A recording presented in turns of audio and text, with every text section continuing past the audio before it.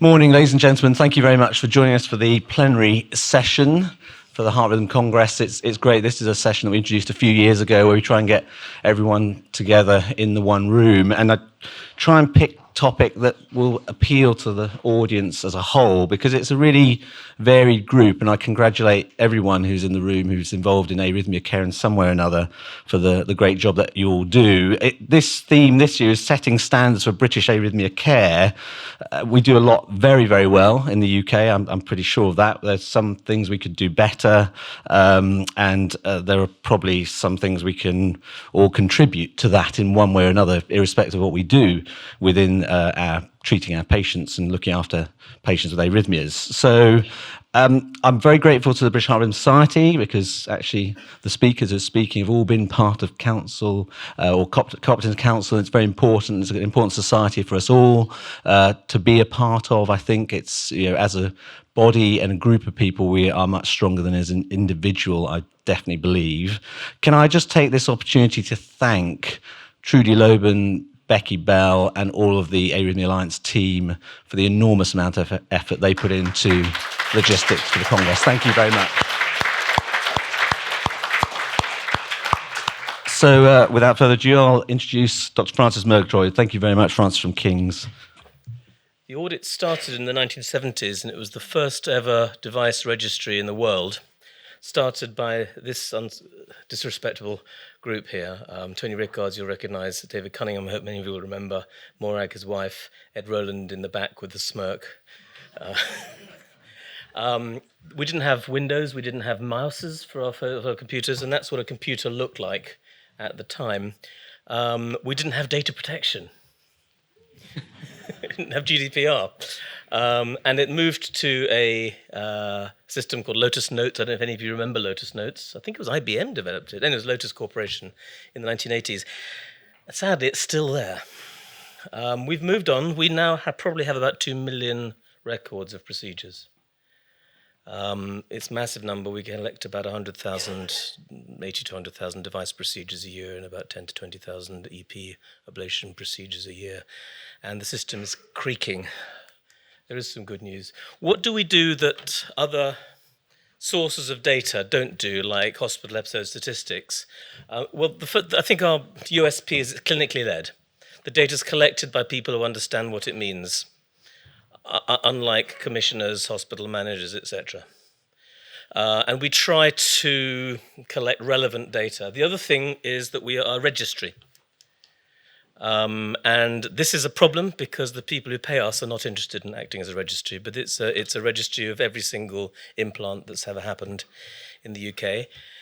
Variable quality, but in theory it should be very useful if there are device recalls, etc., and something would be nice to work on. But the people who pay us are not interested in registry function, they want audit. And there are three kinds of fields of data we collect.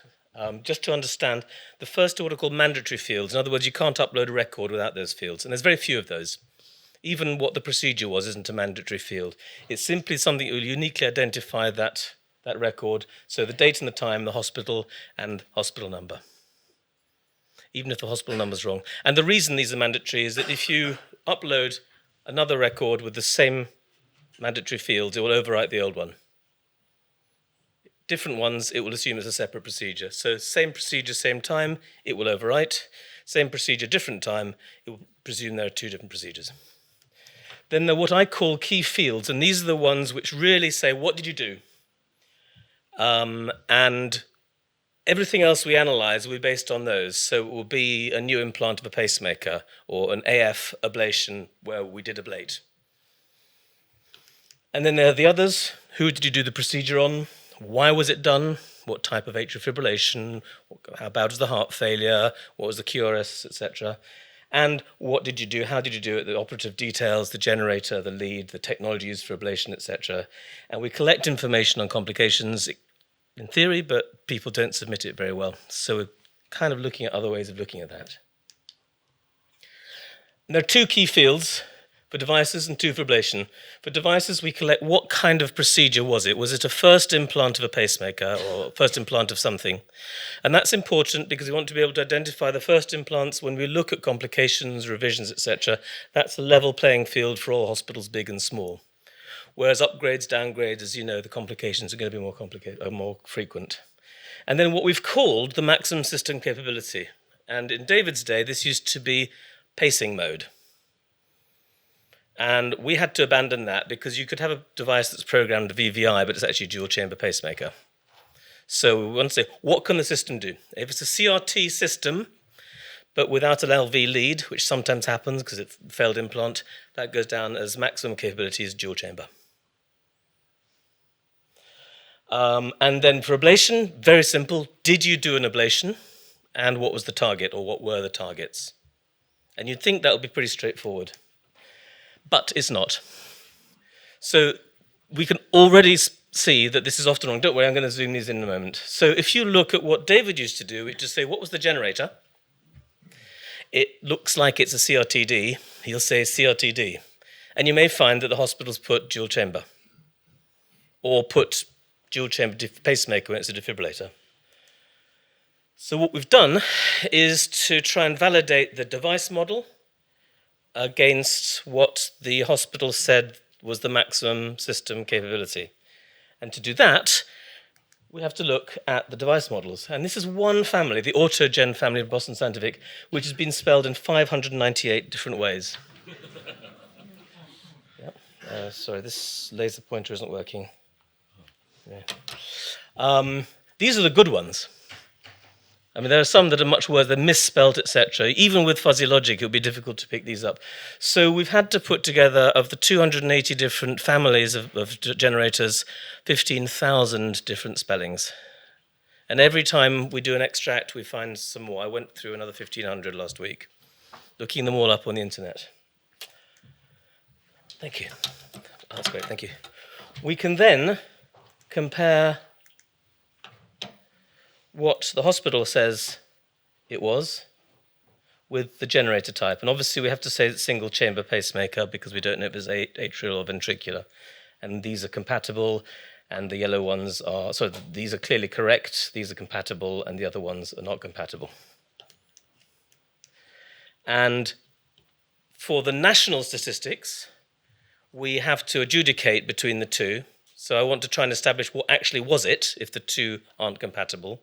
And that's another process that has to be done pretty much manually so that we get an overall picture for how many AF ablations were done and how many CRTDs were implanted, etc. I'll come back to that. How do we do it? Well, very quickly, the centres upload the data in a variety of ways. We then do what's called validation, which means we make a dummy run of the analysis. So we extract the data, we get rid of all the duplicate entries, of which there are usually literally thousands, all the meaningless data entries. We then analyze it, and we send out reports to the centres. I'm sure you've all seen those. There's another batch coming in a week or two. So get ready. That's one validation cycle. There is an immense amount of work involved with that, which is why we are not able to, the centres often ask us, we've changed our data, could you do it again? No, we can't, I'm sorry. It's 6 weeks of work. And it's impossible. So you get one chance to correct your data, which you didn't used to have. We then do the same process, another extract, clean it, analyze it, and that produces the final report for each centre. And that report is what you've told us. Even if it's incorrect, even if we know it's incorrect, that will be your official record because that's what you said.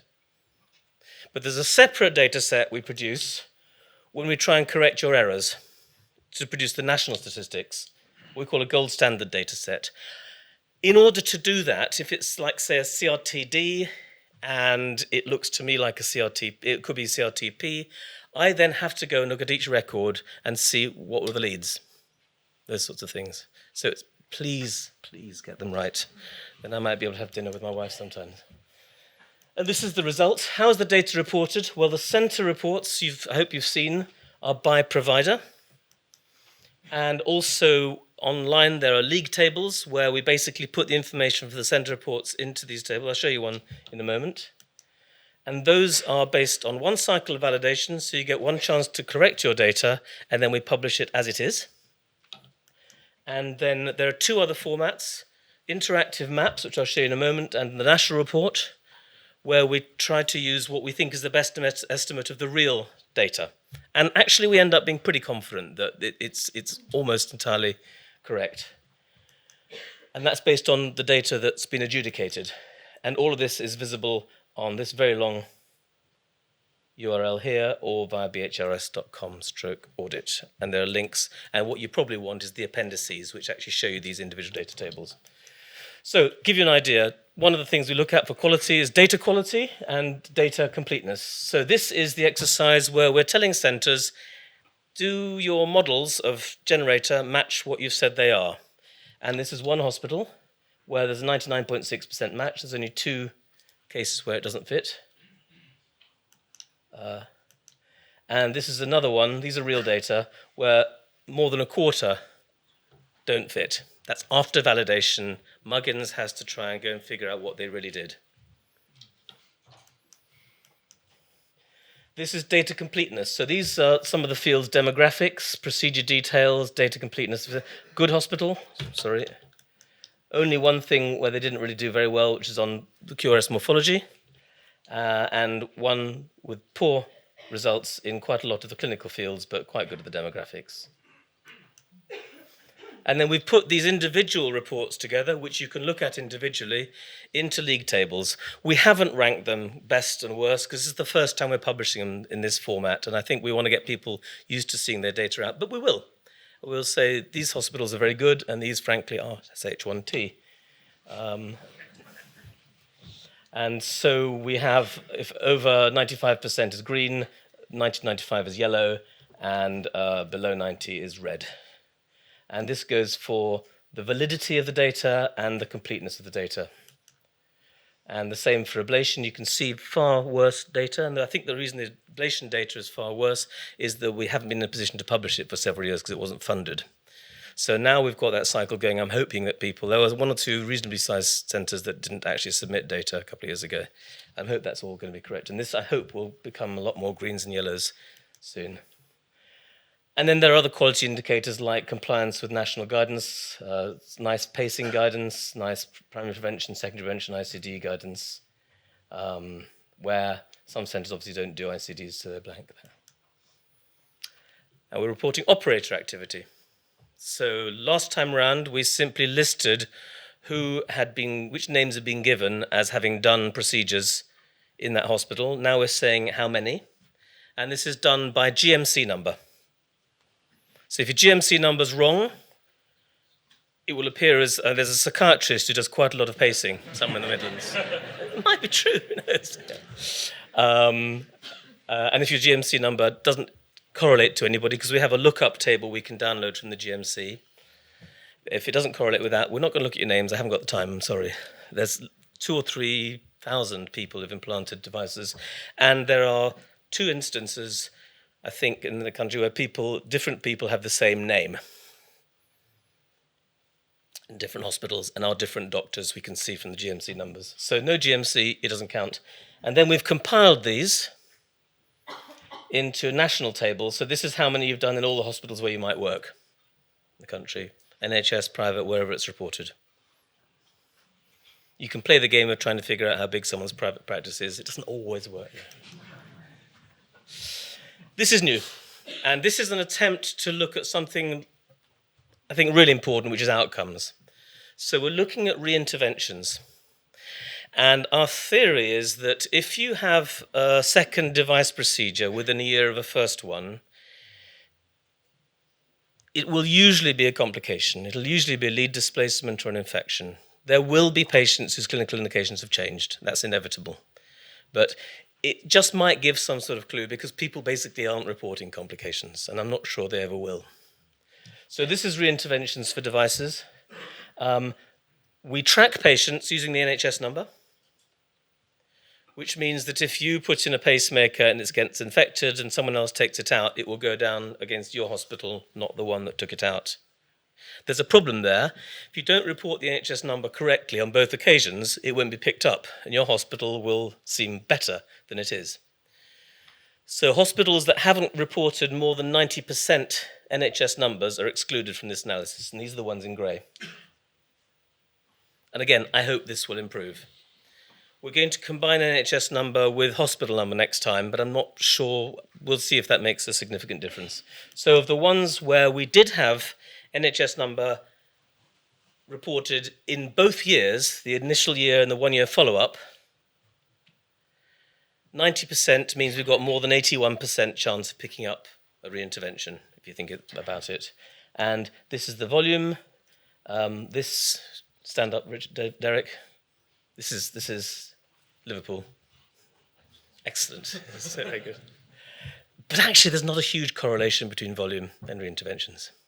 And this is following first-time pacemaker implant. Not upgrades, not revisions, anything like that. Overall, it's 4%. Actually, that's not too bad. If you look at the American data, it's probably twice that. And we've done the same for ablation. About half the centres haven't got sufficient volume, sufficient NHS numbers. Hope it'll get better. But you can see, for example, a 1 year reintervention following AF ablation is around 10%, lower than you'd think. Looking a little bit at 2 year, which we're going to report hopefully next year, it doubles. So 20% too. I think that's because your patient comes back, they've had a bit of AF, you say, well, let's see if it happens again, or you put them on a drug and you've got a 6-month waiting list and they're out 1 year. So I think 2 years is going to be more interesting. Whereas, and the reintervention for ablation, I think, is an index of how effective the first procedure was and how well the case selection was. Whereas for devices, I think it's an index of complications, although, of course, there will be reinterventions, but aren't complications. And then in the national report, there's a few other things, like you can look at the national statistics. That was ablations, ventricular, atrial, and simple ablations. 2014 was underreported because it was like the first year when we weren't reporting. So people didn't enter that. I think that trend is probably going up like that. But you can see that ablations aren't actually increasing that quickly, having done so considerably 10 years ago. Quality, so these are, for example, a number of centres reporting very low, less than 25, and below the standard number of AF ablation procedures. And we can see that those numbers are dropping, and they're dominated by private and children's hospitals. So that's good. And likewise, complex device implants slowly dropping a bit. And then we can look nationally, not at number of centres that are achieving good and nice compliance, but number of patients who are implanted in line with nice. And you can see that there's quite a few that where the data's blank, but on the whole, pacemakers are better than ICDs. This is something you might have seen, so taking it completely away from where the patient was treated, looking at where they live, to look at whether patients, depending on where they live, are under-provided. This is interactive maps you can get onto. And you can go from year to year and see the number of AF ablations done. And is this AF ablation? Yeah, you click at the top for the procedure you want to look at, and then there, and you can actually click on each individual CCG, and it will show you the data for the 3 years. But interestingly, for example, you can see that North Wales, which doesn't have AF ablation centre, they're mostly done by Liverpool, isn't suffering as a result of not having their own centre. They have good AF ablation rates. So it doesn't necessarily follow, although in other parts of the country it does. If you don't have a centre, you're not getting treated. What are the challenges we face? Well, all that we do is based on quality data. And as you can see, for example, about a third of the centres have excellent NHS number submission, and about a third have terrible NHS number submission. GMC numbers, very poorly reported. Now, that's because we haven't used them before, and I think that publishing these will encourage people to, especially doctors thinking, bloody hell, mine have done far more than that. Well, you won't be recorded if the GMC number isn't there or is incorrect. So I hope that's going to improve quite a lot. Validity of the type of device that went in. You can see that there's quite a lot of centres here where, mostly smaller volume centres, but where the device type doesn't seem to correlate with what you say it is. Quite a lot. Again, I hope that's going to improve. So that's one problem, is poor data quality. Another problem is that some sectors haven't been submitting quite a lot. There's historically been some antipathy from the west of Scotland towards submitting there. There were some very Scottish nationalist hospitalists said, we're not sending our data south of the border. Completely unaware that actually it was being analysed by David in Glasgow. But anyway, there you go. That's getting better. And I think we're pretty much there for defibrillators, but not for pacing. So hopefully that's going to improve. Northern Ireland, there's been some legal questions about whether they're allowed to send patient identifiable data to us. Changes to the data set. They said, why do you look at this? So it took 3 years to introduce the new data set, and it was incredibly painful. And we're still getting centres submitting data, 1 or 2, according to data set, which changed 5 years ago. So we try to keep that to a minimum.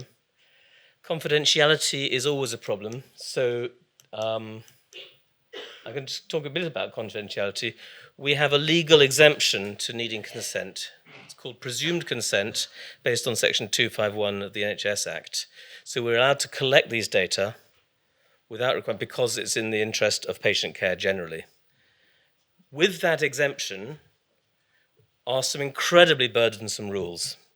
So the people who keep the data are kept completely separate from the people who look at it. So the patient identifiable data is ring-fenced by the data managers, which is why we can't say this record's wrong because it's that patient. Only you can look at your own data, but we can't. I've never seen any patient identifiable data. All the identifiable data is encrypted. So if I give you an idea, this is what I see. So I can't remember which one of these is. One of these is the NHS number. And a one-way encryption, which means that the same NHS number will appear as the same data string if it's done twice, so I can identify it's the same patient, but I have no way of going back to see who it was. Another one is hospital and hospital number, and the third one, I can't remember. Age, we don't get date of birth, because that might allow us to identify who the patient is. So we only get age. And we don't get postcode, we get northings and eastings, and that's how we work out where the patient lives. Don't tell them it's actually much closer than postcode. But, it's kind of, I'm sure you could put into Google Maps. In theory, we have to follow a protocol that if there's less than 3 procedures done to centre, we can't show it, or we have to make it up to 3, or we have to change some other data point to make it right. It's completely crazy, on the basis that if there's only 1 or 2, it might be possible to identify who that patient was. You know, Meryl Streep was seen walking into the Wellington Hospital for a procedure. Wellington Hospital had 1 death in that procedure, or one, you could, in theory, put 2 together. It's incredibly tight. And this is why we can't feed back on individual records. We wouldn't have time anyway, but we're physically unable to do it. So current plans, the report was published in July. I hope most of you have seen it.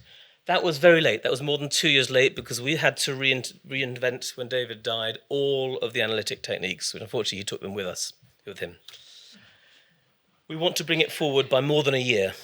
So to that end, we're about to validate both 2017-18 and 18-19.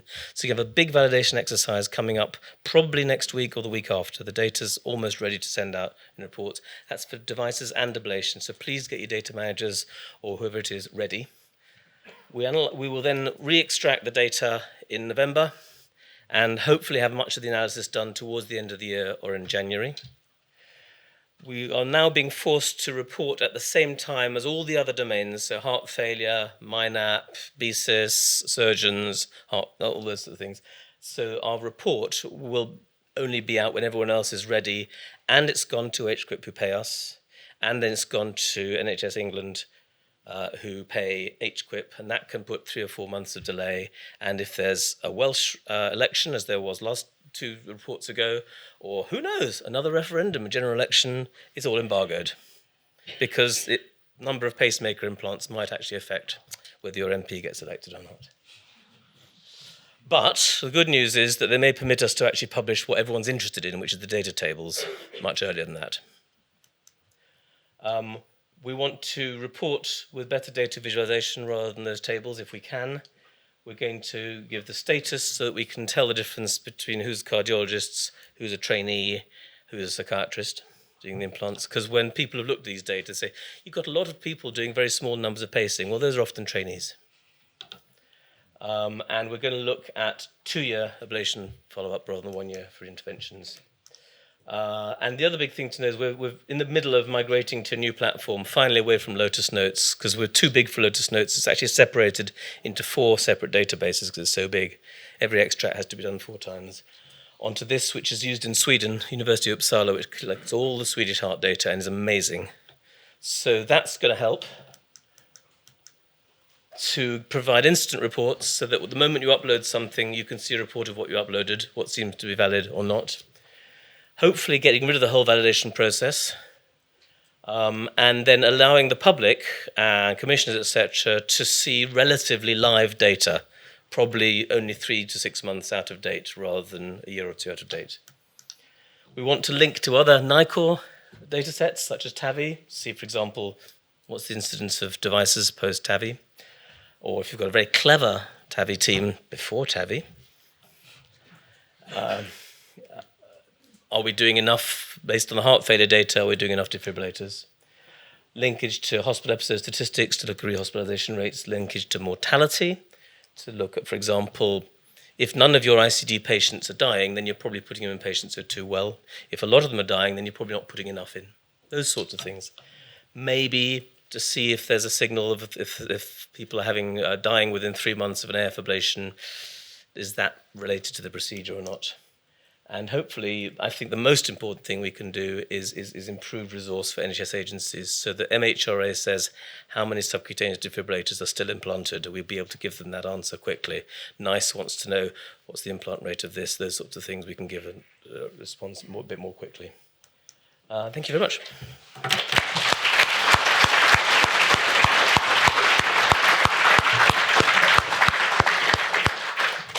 Francis, thank you very much. And on behalf of us all, thank you to you and all the team at NICOR who are clearly putting a lot of effort into this data. There are just a few seats I see empty around. I know there are people standing, so if people do want to try and wander down the sides and have a look for spare seats, please do. Are there any questions from anyone from the audience? I might try and give another try. The simplest is to just go to bhrs.com/audit. The complicated one is to go to the NICOR website, which is not easy to navigate. Yeah. Do you think the public are looking at this data yet now that we have individual operator numbers? To my knowledge, no, not much, but they might. And I think we need to couch it in with a bit of care. I'll give you an example.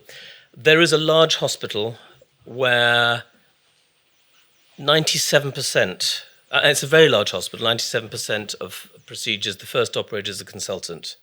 And they've clearly told their physiologists to say, always put the consultant as first operator. Now, it might mean the patient's getting excellent consultant-led care. It might mean that their trainees aren't getting any training. Or it might mean that the data's simply not true. And people will game it. So I think that whenever we present these data, we have to give it a little bit of context. And the problem with data tables is people take the data and publish it out of context. So I think wherever the stuff appears, that's why every single chart in the national report has got quite a big title and rubric underneath explaining this is first-time pacemaker implants, not all pacemaker implants. This is whether you're a scrubbed operator or not scrubbed operator, those sorts of things. Any other questions? I don't know whether can you speak loudly or? Would it be better just to use the model number instead of the generator date so that you wouldn't have to do all this validation? I'll tell you what will be best and what will be the obvious answer. My Asian grocer around the corner from where I live, where we go sort of 2 a.m. when we run out of everything, just barcodes everything. They have 10,000 products. It's a single family operating this. They barcode everything. I would love to be able to have barcodes. And we use a system which actually reads the barcode and populates it with the generators, and it's perfect. It will never be wrong. And in theory, what we'd like to do is just to receive the barcode, and then we can do the rest. But we have to get 150 centres to have a barcode reader and the software to upload it or to integrate it in those sorts of things. But that's got to be the way forward. But yeah, I agree with you. But even the model number will be written wrong. You know, is it a 7221 DR or a 7221 or an MRI 7221? It's just a comment just to follow on from that. Under the new medical device regulation, all devices, whether it's the generator itself or the leads, will all have to have unique identifiers. Do already, yeah. But by law, so is that an opportunity? Absolutely. So if you look at the side of the packet, it's got an incredibly long barcode, which is three different things. So one is the serial number, one is the use by date, and one is a kind of product number. I think it's the EAN. And that's what we want. We can get everything off that. And that's been the case for CRM devices and ablation catheters for a few years now, for 2 or 3 years. And it's coming into other products, even sort of hormone implants or those sorts of things. That's got to be the way forward. We should make that leap over there. I think, if we could just give hospitals the barcode reader and an app that they can upload somehow, but then you have to link it in with the other data. And that's the problem. I've got one quick question, Francis, which is about PROMs, if I may use that term, because there's been talk about PROMs for particularly AF ablation. Are we moving that way? What are the barriers? I'm more hopeful. There's a lovely quote from someone on some new ablation software that said we're closer to the market than we've ever been, which is a completely meaningless sales pitch. PROMs, I think, is going to be one of the most important outcome measures we can have. You do AF ablation to make people feel better. And you ought to be able to demonstrate that not only as a group of patients they're benefiting from this, because people who pay us are going to be looking at this, but also that your patient selection and your procedure efficacy means that you're doing the right procedure to the right patient. And PROMs is basically a question of quality of life, some of which are general and some of which are specific to the arrhythmia, which you do before and typically 1 year afterwards. And it doesn't cost much. It costs £8 per patient to collect both questionnaires. And we've needed about £50,000, maybe a little bit more to start it up and a lot less to keep it running. And all the commissioners, everyone wants this. None of them will cough up that money, but it looks like it might be happening pretty soon. So we've got a meeting next week to decide which scale to use. And I think that NHS-E is going to pay for it. So be ready to do this. You will have to submit a questionnaire. The patient will fill it in. It will be sealed in an envelope and then sent off in batches by your hospital to a third party who will then send the patient a second questionnaire a year later and send the pairs of questionnaires up to us to put together and correlate with the procedure. So it'll be quite a while before we see results, but I think it's going to be fantastically important. Good, thank you. Good question. Very important, very important. Thank you very much, Francis. Thank you very much.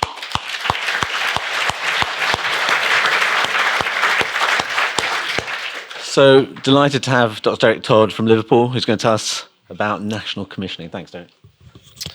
Thank you, Kim, and thanks for the invite to speak at this session. I know I wasn't first choice, and I have to thank Nick Linker for backing out to lead me this challenge today in terms of trying to convey to you what I hope all of us should understand about where national commissioning sits and where its impact is in arrhythmia care. So I'm going to take you from a reasonably basic level right through to where things are happening now and where I'm involved. I've been involved in national commissioning now for more than 10 years because I happened to be on BHRS Council when there was a bit of a squabble in the East Midlands about people having AF ablation, and I had to get involved with commissioners at that point in time.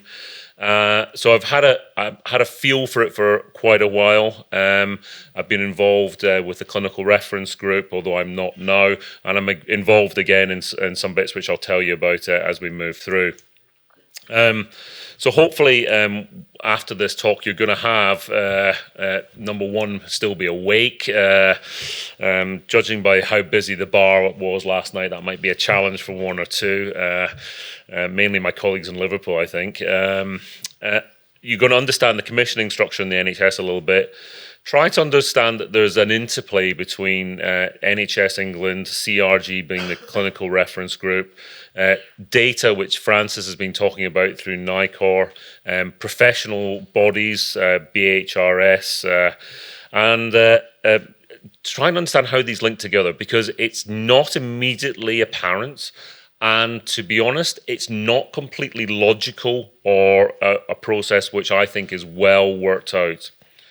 I'm going to tell you a little bit how commissioning has helped us in arrhythmia care through the process of commissioning by evaluation. And then I'm going to talk about where the ongoing processes are and the things that might change in terms of what we're doing with GIRF and SKIP, which I'm involved with at the moment. So if you go to the NHS websites and you look up about commissioning, you can start to build up a little bit of a picture from their website, and you can understand that CCGs, which are local organisations, commission some services, and for arrhythmia care, that is pacing, but it is not ICDs or CRT. You can find out some of the regulations, how it's changing, and then you can go in and find out a little bit about specialist commissioning and where NHS England sits in this. Now, NHS England says that it's commissioning priorities to the NHS through the 5-year forward view.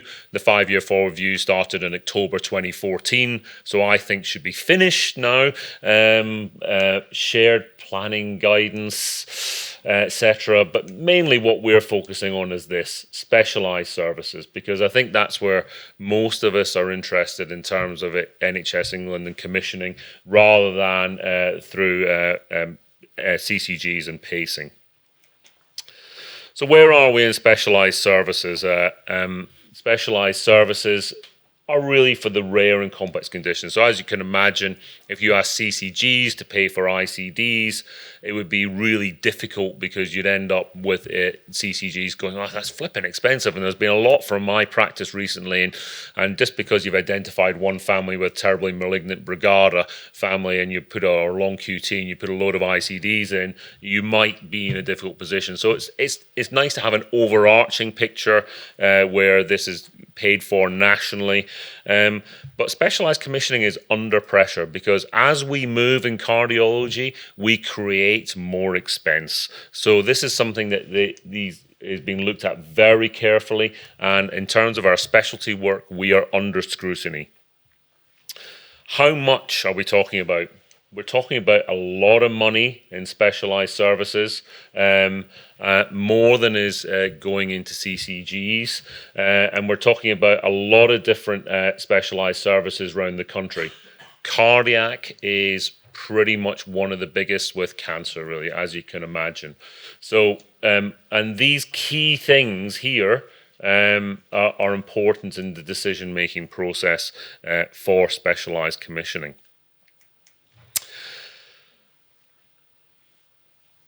When we have issues in specialised commissioning, then we need to work together between professional bodies, data, and the NHS England, who are paying for this, to try to put together policies which are going to work.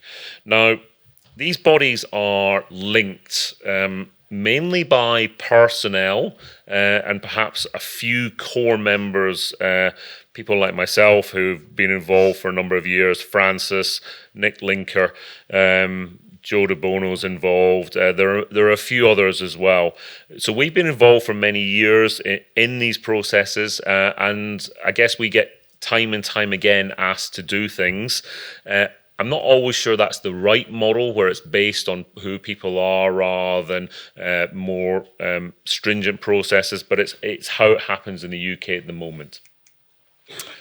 So what about cardiac services and the clinical reference group? So the clinical reference group is this body here, and they are going to try to decide about what happens with all of these things here. And this first got put together, the clinical reference group, in about 2009 or 10, I think. And at that point in time, I was on this list, and so was Tim Betts, and we wrote the policies for devices and ablation, and that was by phone call on a Sunday evening, as you'd expect, a very formal process. As I look to the policies now again to see what they look like, they haven't changed much. People have updated them a little bit, but they haven't changed much in the 10 years since we wrote them. You will look at this list and you'll see that Nick's Linker is on this. He's the only real arrhythmia person on it, so he's holding up what is going to be a big deal for us in terms of looking at what commissioning policies are and what service specifications are, because the clinical reference group writes the service specification, and these are the things that your commissioners will hold over you to say, listen, if you're going to do ablation, you need to have this in place. If you're going to do complex devices, you need to have this in place. So these three are the key ones that we're involved with. I'm not going to talk much about inherited cardiac conditions because although it's within specialised commissioning, it's still bobbing up ad hoc in a number of places. But certainly ICD and CRT, but this is of course just CRTD because pacemakers are not in specialist commissioning, and EP services are very much part of it. And when this document is put together, so I've taken this from the CRG document, and you can tell how old it is because it looks at 2010 tables of how the UK compares for ICD implants and CRT implants with the rest of Europe. And one of the reasons we were writing these documents at this time was to highlight how far we were falling behind the rest of Europe in some of these aspects, with an idea that we would make services that were better and provide these services to a higher proportion of our population in order to improve implant rates. You can see from the graphs, this is back from 2010, where we were implanting ICDs, and you can see big areas where ICD implants were just not happening in 2010, and likewise CRT, concentrated around centres, not perhaps as widespread in the country as it should be.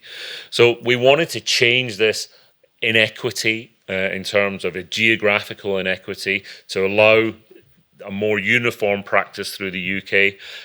I think it's worked to an extent, but it's still a work in process. Francis has talked in detail about the NICOR report. I'm going to skip past that, but I'm going to hark back to some data which it tells us and helps us put things together. So, for instance, here is pacing. On the dotted lines, you're looking at the total number of pacemaker devices, and the purple line at the top is England.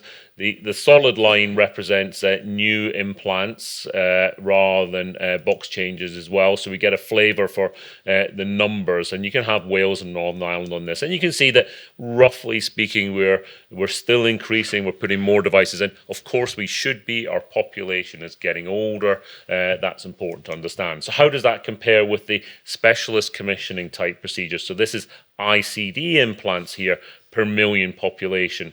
And you can see that Northern Ireland was doing particularly well through a period, then dropped down. And you can look at here where there's a spike in what is happening. And you can tell that therefore there is another body that's involved in how things happen. And that is NICE, because NICE changed the technology guidance in 2014. And they said at that point in time, you could take etiology out of heart failure, and if you had an EF less than 35%, you didn't have to prove that it was ischemic, you didn't have to do VT stims. These things disappeared. I think they had begun to disappear as people got a feel that this was coming, but it certainly resulted in a big increase in the number of implants. And you can see, if you look at the CRT, how that changed a little bit as well at that point in time, and it's continued to rising with CRT. And if you look at the rates around the country, you can see that some areas must have been really obeying NICE guidelines and holding on to their patients, because immediately in 2014-15 they hit pretty high implant numbers in the northeast, where Nick Linker is based. Maybe they were looking more at their guidelines, and they were saying, well, we can't implant an ICD. And then when it changed, they had particularly high implant rates for a year or so, which then dropped down again. So we can see that other things are affecting national commissioning, NICE in amongst it as well. In terms of the ICD implants, how's it changed from 2010? Well, we can see that we've done pretty well. We're getting better from where we were at here, maybe 100 per million in 2010, and we're up to maybe 180 per million now, which is pretty good. But we are probably, if anything, sadly, falling even further behind Europe. And if you look at this Italian data that was at the ESC recently, their data is they've gone from numbers of 54 per million up to 387 per million, and to be honest, prodigiously high implant rates in those over the age of 80. I'm not sure that that's where I want to direct my energies as a doctor in primary prevention ICDs in the over 80s, but clearly in this service it's important to them, and they're putting a lot in. But we are still behind Europe, even despite national commissioning trying to balance things through the country and improve access. National commissioning interlinks with BHRS, and BHRS has some standards, which is it's stated in terms of operators doing things. It will say that you should do 30 new complex device implants per year, and if you're doing CRT, 20 of these should be CRT. Centers should be doing a bigger number, so each center will be doing 80. Now, if you were to believe that national commissioning and BHRS standards went hand in hand, then of course you'd think that every centre would be doing this. But this is in fact a graph of what is really happening. And you can see that there are not even 80. There's 33 providers who do less than 50 devices a year. So if you look at the graphs here, and I know Liverpool will be one of these two on the left, I actually don't know which one it is. We implant a lot of devices, of course, and then there are a lot of the other major regional centres as we come along here. But then you get over to about halfway down, and there's a massive tail. Now, national commissioning, in many ways, I think most of us as professionals would feel should be stopping this happening. Maybe. Maybe not. Some of these hospitals are children's hospitals. Some are private hospitals where, of course, it's staff who are implanting high volumes in the NHS, who are staffing them and doing the procedures, and maybe therefore they transfer that expertise. But as someone who works in both a private hospital and an NHS hospital, I know that it's different in the private hospital. Not everyone has the expertise to deal with every issue like happens at base camp at Liverpool Heart and Chest, where it's just familiarity, and things are better with higher numbers. What's also interesting for national commissioning is that you can see that the second highest implanting centre, I really hope it is us, gets actually paid the most. So one centre, the second highest implanting centre, in fact, earns nearly £1.5 million more than the highest implanting centre. Why does that happen? So we've got to get, with commissioning, we've got to get it right. And it's either Barts or Liverpool that's losing. I'm not sure which one it is. To be honest, I think we're a bit smarter than them. So I think probably it's probably us that's there. But you're paying the mortgage. Yeah, you're right. Yeah, maybe they take that fee off straight away, Pier. And maybe we've got better coders, or maybe the patients in Liverpool get to score an extra point for having a Scouse accent and needing a translator. I don't know.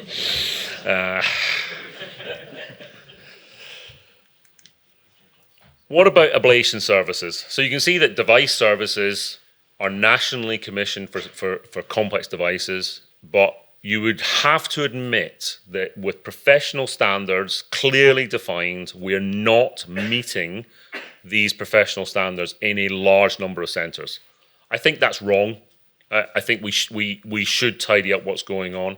I think down the line, Francis has shown procedure-specific numbers for operators and for hospitals. If you go to a device centre and get implanted by a low volume, below BHRS standards operator in a low volume hospital, below BHRS standards, and you have a complication, you haven't really got a leg to stand on, have you? What about ablation? Ablation's a little bit better because there's a little bit more of a barrier to entry in terms of the kit needed. You've seen this graph already and how it's rising in numbers every year, and we hope it'll increase a little bit more, although you can clearly see that the plateau is coming for ablation. And you can see that if you look at the individual numbers of ablations from 14-15 to 15-16, 16-17, that although we do a little bit more EV node ablation, a little bit more EV NRT, a few more accessory pathways, so it's amazing that we're still doing more accessory pathways. It's great to see. Most of the growth really is in AF ablation, complex atrial ablation, and scar ablation of VT is growing as well. But this is our big growth area, atrial fibrillation ablation. I'm going to hark back to that again because remember, specialized cardiac services cost specialized commissioning a lot of money. They see this growth, they're conscious of that, so that's how to look at things. And we have this service spec for ablation, which lets us understand what you should have in place when you're doing ablation. And again, I recognize some of my phraseology in this document, even though it's 10 years old. And you can look at where AF ablation happens on the map and you can understand it. So around Liverpool, for instance, the Wirral and Cheshire, posh areas around us, high ablation penetration, slightly inland where people are in Liverpool itself, where the population is not as wealthy and not as well understood, don't drive themselves for ablation as much. If you look at the centres doing the majority of ablation, you can see the centres in red are the big centres there. These are the people providing overall 75% of all ablation, and then the top two quintiles. And there's a lot in London and the smattering round in the major centres around the rest of the country.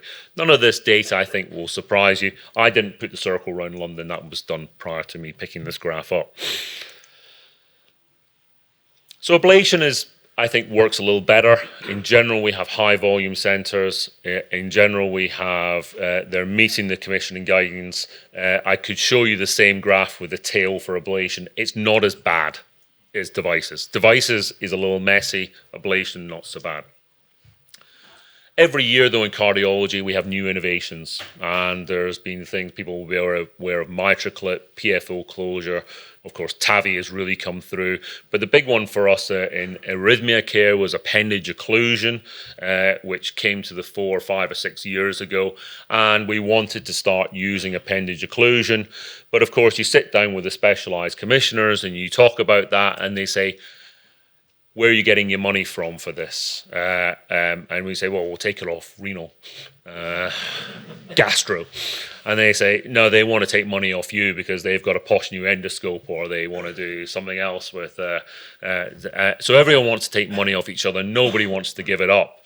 So specialized commissioning will create more money every year, but it has to decide equitably who to give that to. And this is a process that started whereby they would do specialized commissioning by evaluation. So we decided that using left atrial appendage occlusion in the UK would be if you could not take an anticoagulant.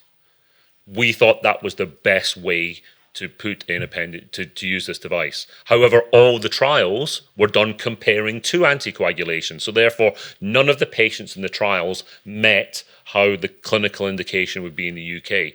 So the commissioners agreed to fund a service for a couple of years to model what would happen with those patients for stroke if they were not to have appendage occlusion because they couldn't take anticoagulation, and then to decide what would happen.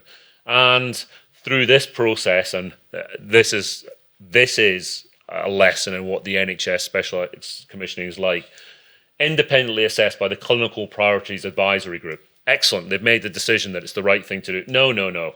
Likely benefit. Then it makes the recommendation to the specialized commissioning oversight group. And they'll make the decision. No, they won't make the decision, because they will then take it to the specialized services commissioning group, finally, who will understand. So 3 different bodies will look at this before it actually gets anywhere. But appendage occlusion got through. It was shown to be a very cost-effective service in terms of preventing stroke, and now centres are providing this on the NHS. So specialised commissioning has done something good for arrhythmia care, definitely in the recent past, and I want to promote it to you in that respect. It's not all bad. What's going on now? GIRFT. Some of you will have met the team coming to your centres, will have met Sarah and Simon as they came to your centre to ask you about what you do with your services to try to understand what is going on.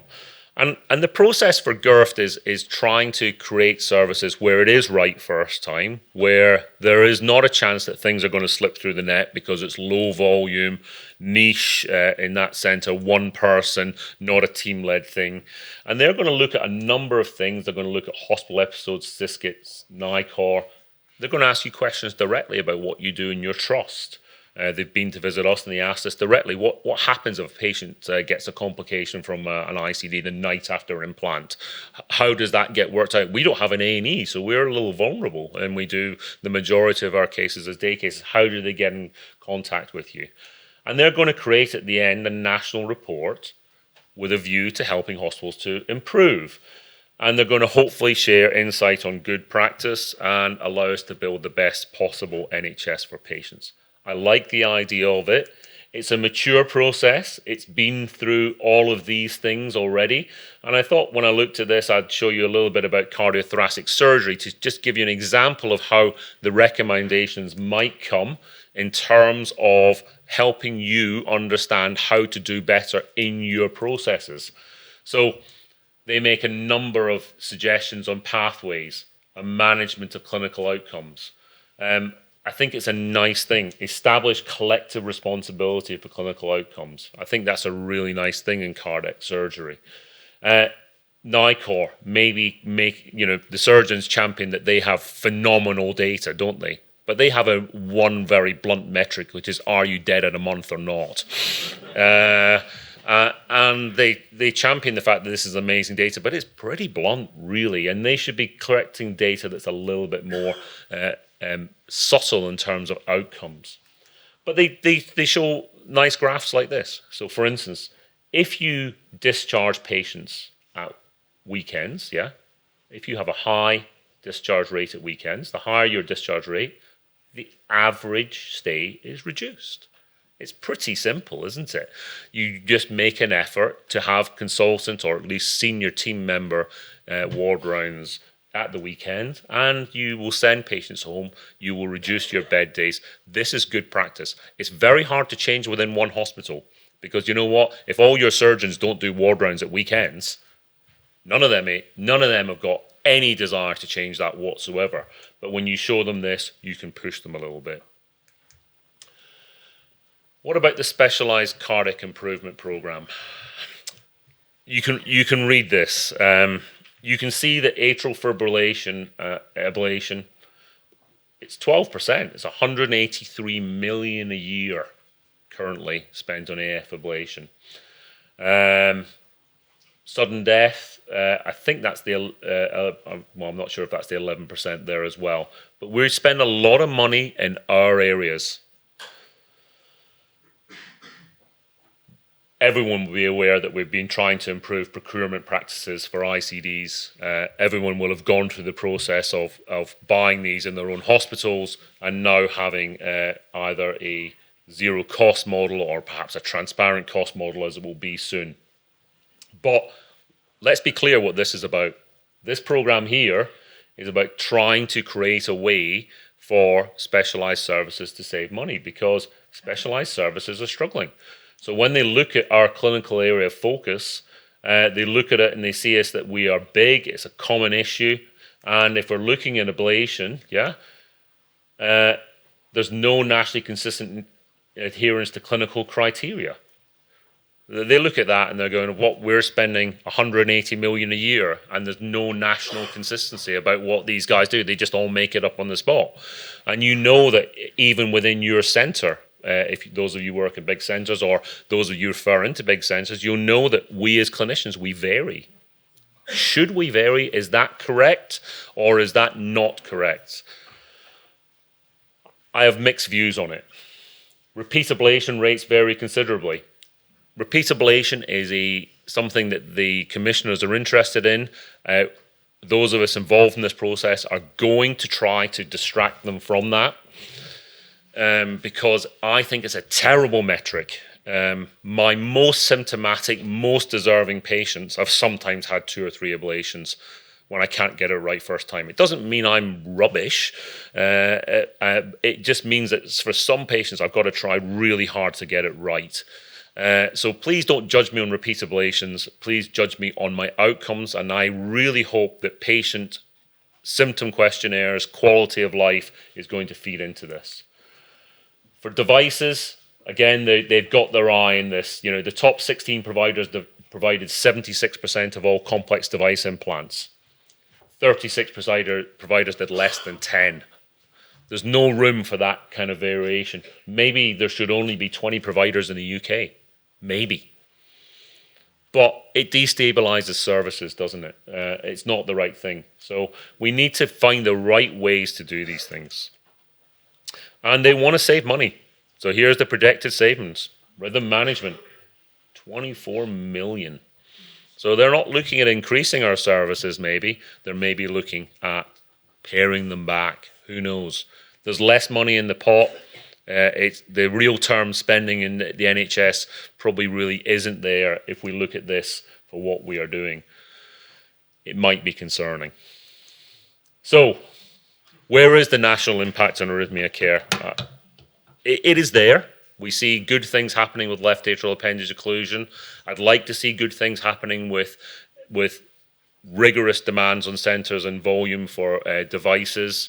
I think ablation is a reasonably clean area at the moment, although we're going to have to standardise our practices a little bit more. And I'm not sure how I feel. I think I have all of these emotions, and I try as often as possible to be number 4, to hope that we in this process we're going to drive things to a better way. Thanks for your attention.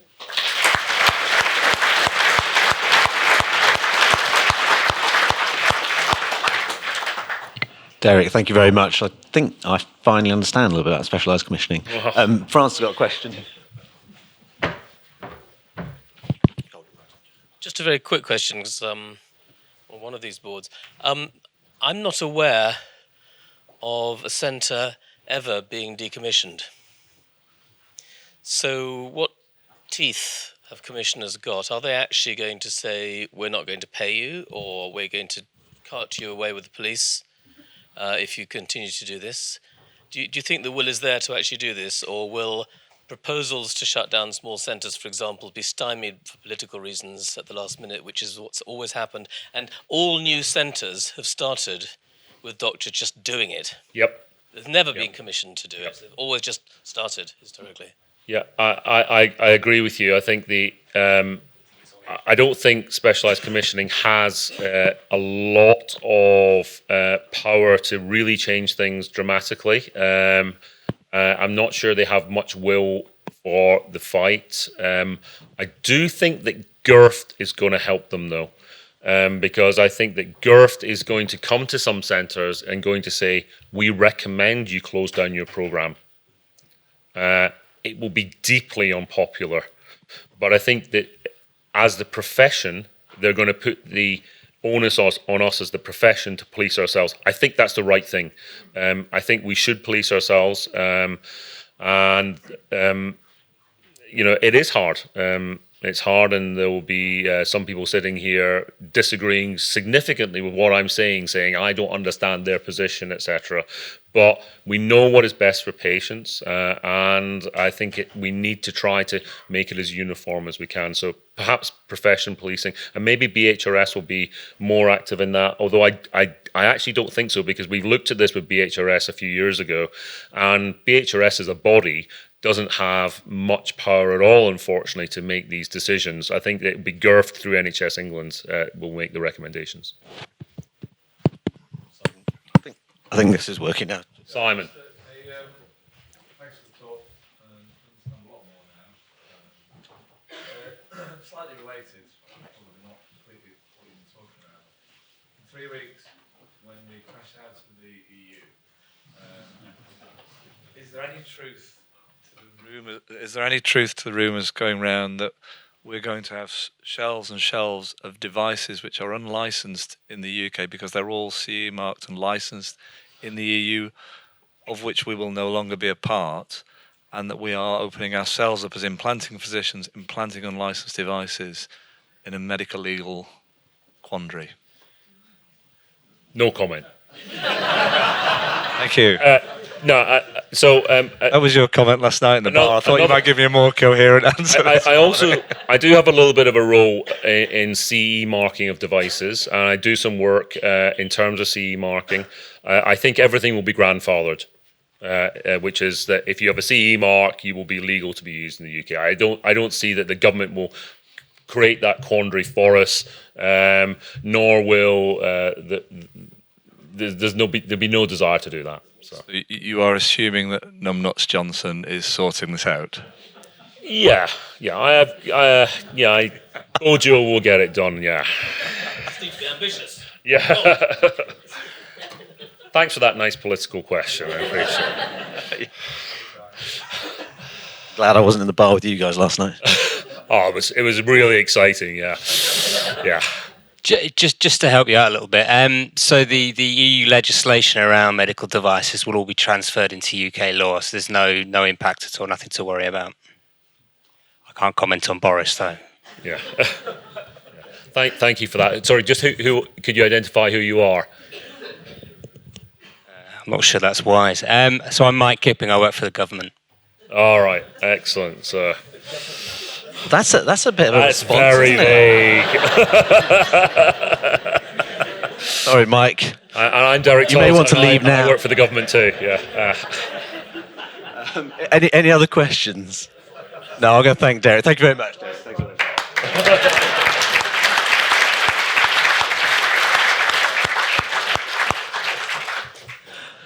Right, I think there are still just a couple of chairs at the front. If anyone wants to try and come and take a seat for Professor Lambiase's talk, it's my pleasure to welcome Pier, who's going to tell us about, I think this is really important, isn't it? Because we've talked about data collection, about specialised commissioning, but how do we improve patient care? And I'm hoping you're going to tell us how we're going to do this. Thanks, Pier. Okay, well, the remit of the talk here is really raising the profile of arrhythmia research in the UK. And with raising the profile comes raising the impact, and with that should come improvements in patient care. And I'm going to talk about different aspects of it. So what I'm going to talk about initially is the current state of UK arrhythmia research, the BHRS multi-centre trial group, what we've been doing and what our plans are for the future, what we can learn from other specialties in terms of improving our research, particularly cancer, and then talk about the new BHRF Clinical Research Collaborative, which has just been funded to enable us to do much higher impact research nationally and across the different specialties. And also how we can be more impactful at an international level, which ultimately will change practice because it will change guidelines and the strategies to achieve success. And since we're being political, I thought I'd just point out, this is the EU funding for all research. We pay in €5.4 billion, but we get 1.5 billion back. But the overall budget from the EU for research is 0.7% compared to all this money, which is €226 billion from all the different sources of funding for UK research. So that's charities, government, research councils, higher education. And if you look at medical research, you'll see here we have £8.5 billion of funding, of which 4 billion comes from industry, NIHR 650 million, MRC 750 million, and charities 1.3 billion.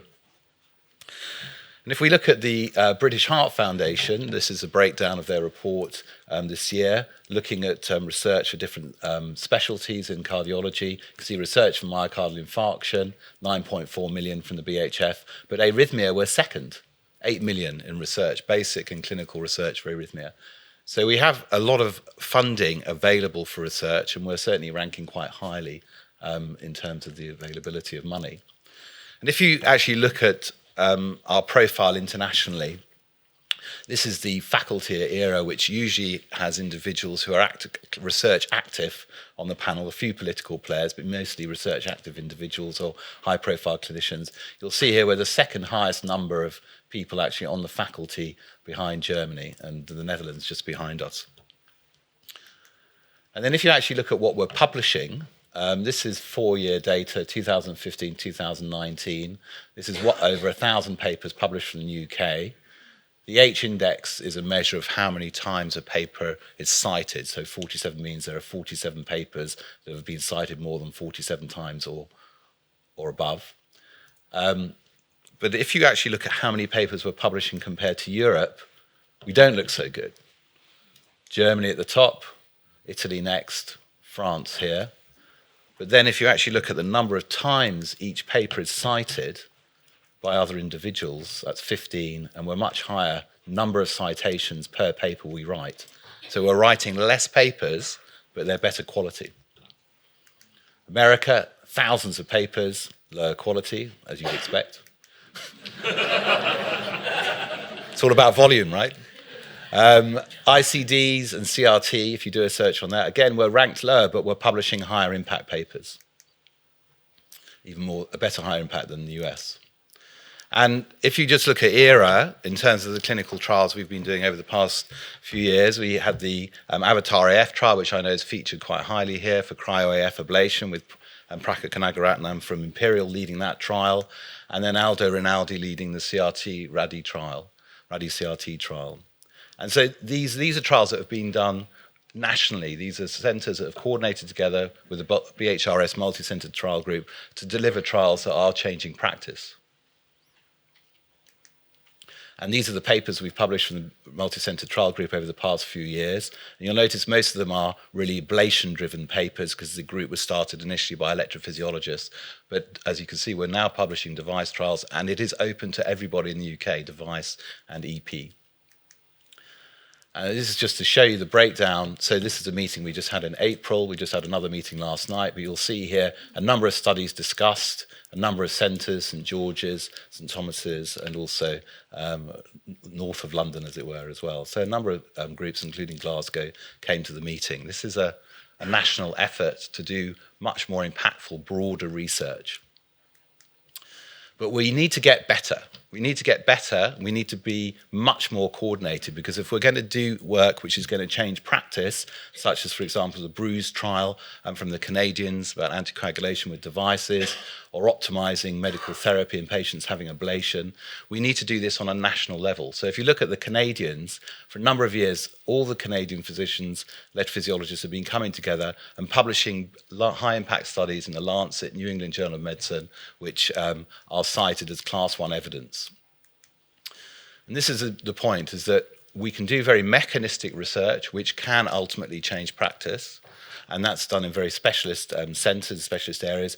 But as a group, as clinicians, we can really do impactful randomised controlled trials. And you know that this is the top of the tree in terms of the evidence base by which we change practice. The rest is all synthesised data, but this is the real building block of evidence that we really rely on.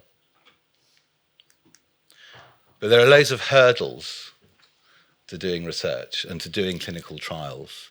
Even the heptathlete that won a couple of days ago, Johnson Thompson, she medalled initially until she was 16 to 18, and then didn't medal for 4 years because she kept on falling over quite a few hurdles along the way. But she got a gold medal in the World Championships. So the key issues, first of all, are quality, to identify important clinical questions that are going to change practice. We need to be much more sophisticated about dealing with the complexity of the research that we're doing so we can get really definitive answers. And often the problem has been that we tend to plan quite parochially. I can do a study in my centre. We really need 200 patients, but if we get 50 or 60 recruited this year, we should more or less be able to push it through, spin a little bit of money from here and there and get it done. So often the study sizes are small because we're trying to do it practically, and that's not really necessarily going to be impactful. It's not the reality of what we need to do. And of course, then we compromise on outcomes. So rather than looking at mortality, you'll have a combined outcome, hospitalizations and mortality, or some other softer outcomes which are easy to get, but again, are not going to impact significantly necessarily on clinical practice or on guidelines. And the other issue is that we're still only studying a tiny proportion of the patient population, mostly centered around hospitals with a particular interest in doing research, rather than the huge cohort of patients that we're treating in the country.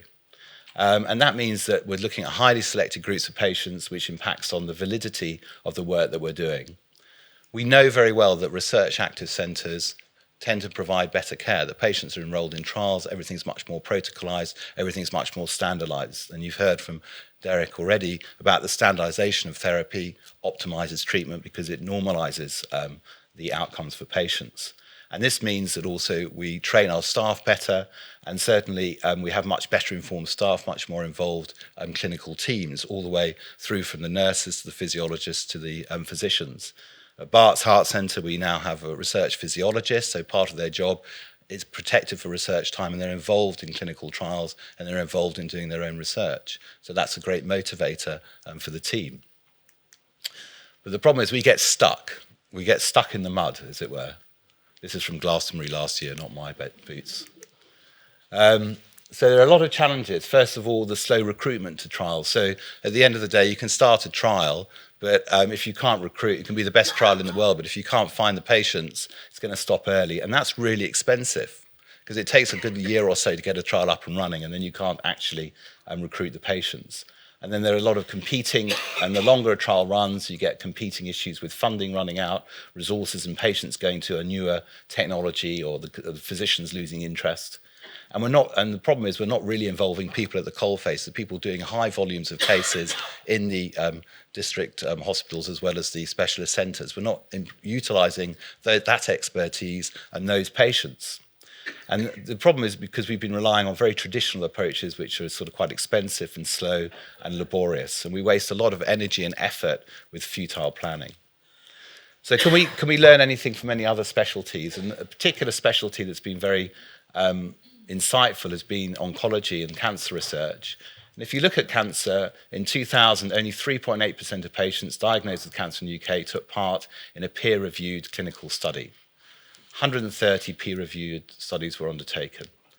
Over 20 years, now 16% of patients are diagnosed with cancer are taking part in a clinical study or trial, so 1 in 5 patients. And you have 840 studies per year recruiting patients. So a massive escalation in the amount of patients that are treated, but involved in research. And you can look at cancer a bit, this is cancer, you can look at all the different therapies, radiotherapy, chemotherapy, all the different diagnoses. But what they've done, rather than have a pool of things they just pick from, they've been very, very structured. And they have specific disease areas that they focus on. So you can imagine in electrophysiology, we could have Icds, CRT, atrial fibrillation, ventricular tachycardia, cardiomyopathy. You can think of the subspecialty areas.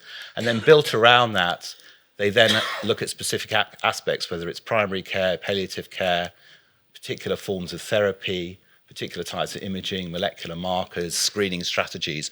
But these are all built around the diseases with the clinicians heavily involved in the planning and design of these studies. These aren't imposed, this is organic. And this is just a map of the UK from the oncology perspective, looking at experimental cancer medicine centres, clinical trials units, and the patient stratified medicine programmes there. But the important point here is at any one time, there are 700 UK clinicians involved in a clinical study group as a member or subgroup member, actively planning and doing research. So that's 3-4 times the number of people in this room, and I believe that this is the only session running. And so in order to address this problem in British cardiology, Rod Stables, working with the BHF and working with all of us from all the different specialty groups, including our multi-centre trials group, BHRS, have developed this clinical research collaborative. And so this is funded for just under $1 million for 3 years. And the issue and the point here is to create functional groups to bring together the different specialties to address impactful, important clinical questions that cross-cut the whole of cardiovascular medicine. So involving us as arrhythmia specialists and device specialists, but heart failure, cardiomyopathies, structural intervention, and so on. And the issue here is really to create a turnkey to design and execute cross-cutting, impactful clinical trials. And this initiative really is going to focus on a number of aspects. One, to essentially unify us, but also to help identify and prioritize research questions so we can effectively deliver research and make a real difference. And the issue, of course, is that we all work in silos. So, I mean, I may speak to the MRI consultant because because I'm worried about my patient with a cardiomyopathy, but we very rarely cross-cut more than one specialty. And in research, we're particularly bad. We hunker down within our particular area, our niche area of electrophysiology, and don't speak to anybody else. And the key here is to integrate. So if we just take one example, if we were thinking about atrial fibrillation and heart failure, we know there is no individual mortality trial in heart failure. In order to do that trial, we need to agree a grouping where we agree an ablation strategy, which is deliverable across a number of hospitals. You'd need 1,000 patients in each arm of the trial to get a mortality outcome. We need to then look at hospitalization, and then we could work with the Heart Failure Society that see all these heart failure patients with atrial fibrillation. We only get a tiny percentage, and working with the imaging teams to optimize how we measure, for example, improvements in left ventricular function and so on. That's just one example. The idea is we then bring these teams together. We write an application which is peer reviewed by each of us as a specialist group, and then with that momentum, with a number of clinical groups together, you go to a body like the BHF or the MRC with a number of centres recruiting into that trial, then it's much more likely we can deliver an impactful trial for £2 or £3 million rather than trying to do a 2 or 3 centre study for £250,000, which delivers a heart rhythm paper, interesting but not necessarily going to change practice. In order to provide resources for this, the CRC is working with Microsoft UK to allow us to have documents that we could review and look at in a sort of protected environment. So rather than us meeting 2 or 3 times a year, we can be a much more dynamic group, certainly within BHRS trials group and our collaborators. To utilize HES data, so for recruitment and outcomes, so we can see where the patients are, target them for recruitment, identify the clinicians seeing these patients, and then collect the outcomes. And working with the Cochrane group who do meta-analyses enable us to write much more impactful grant applications in the first place and give us statistical support. So there is funding for all this and for us to have our meetings, pay for the tea and coffee and sandwiches and a bit of travel so we can actually meet physically at the BCS offices. Now you're gonna frown a little bit while I introduce this, but this is a very good book, Black Box Thinking. It's about healthcare and risk. I mean, some of you may have read it. But a very nice example from this comes from the design of a nozzle that Unilever had to make for washing powder. When you make washing powder, it's very interesting. You make a vat of chemicals, and then you have to heat them up and fire them through this nozzle, and it transitions this hot liquid into a gas, which then forms the powder. So the problem they were having with this nozzle was the nozzle kept on blocking. So that cost a lot of money. You know, an hour and a half, a whole factory has to shut down for them to unblock it. So they then went to a group of mathematicians to try and design the ultimate nozzle. And there were mathematicians and chemists, experts in phase transitions and so on. And they spent several months and lots of money having seminars and meetings with physicists and designed a nozzle. And surprise, surprise, it failed. So then they thought, well, what are we going to do? We still need this nozzle to work. So who did they go to? They went to biologists. And the reason they went to a group of biologists is because biologists understand evolution and they understand the importance of small changes. Just like when we're in the cath lab and you give us a catheter that we don't like, we can turn to the company and say, well, this part of the catheter is good, but I need the torque to be better. I need the the force to be measured in a slightly different way. And that's how the industry optimizes based on our expertise and our experience. So what they did was that they modified a few of these nozzles a little bit and looked at their efficiency. The ones that were doing better, they modified a bit more in the same direction and retested it. So it was an iterative bottom-up process. The reason why this worked in the end and became very efficient is because they had a fast-fail system. They tested it, it didn't work, they modified it, and they improved it. The problem with trials is that we have to set it up, we have to identify the patients, we have to recruit, it's very slow, we have to wait a long time to get the results back, we can't modify as we're going along, we're sort of committed to a particular path to look at the outcomes.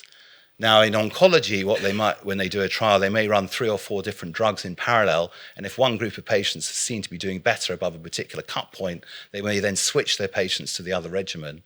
So you have a much more sophisticated design to allow you to get a result much more quickly for a particular outcome. So one strategy, if you think about recruitment, this is an example from Nick Mills in Edinburgh. He's an interventional cardiologist. And essentially they did a study where they assessed high sensitivity cardiac troponin I as a measure of myocardial infarction earlier.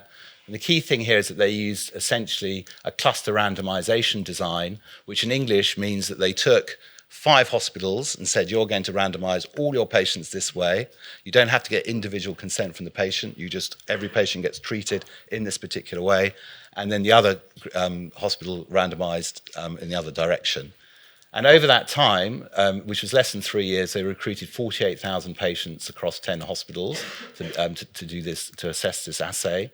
And the other thing that they did was that they used electronic records to consent to enroll the patient to see if they were suitable, but then they collected all the biochemistry, all the outcome data, hospitalizations, and clinic visits data were all collected electronically during follow-up in an integrated way. So that meant that essentially they had 100% follow-up on this population of patients. The other thing was that they didn't, as I said, they didn't have to seek consent from an individual patient. It was just a block grouping that they had ethical approval for, and so they didn't have any problems with selection bias. So it was a true representation of the patients that they were studying. And as I said, they had 100% follow-up, so they had meaningful data. So in conclusion, really, if we look at it, UK arrhythmia and device research is healthy, it's growing, we're doing very well. But the key challenge for us is to scale our ambition and to deliver impactful trials that are going to change practice. And we know ourselves what those trials could be. We're probably just not ambitious or energetic enough to actually do them. But now we do have the opportunity to do it, to restructure how we develop and design these randomized trials, integrating the expertise with some support from this BHF Clinical Research Collaborative and our other specialty colleagues.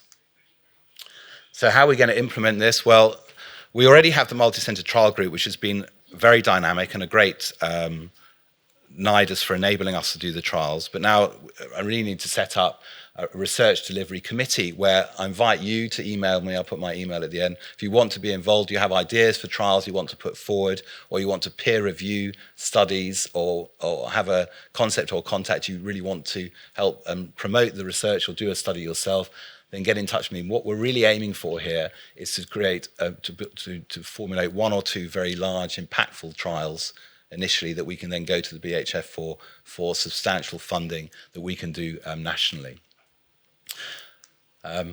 That's my email. Thank you for your attention.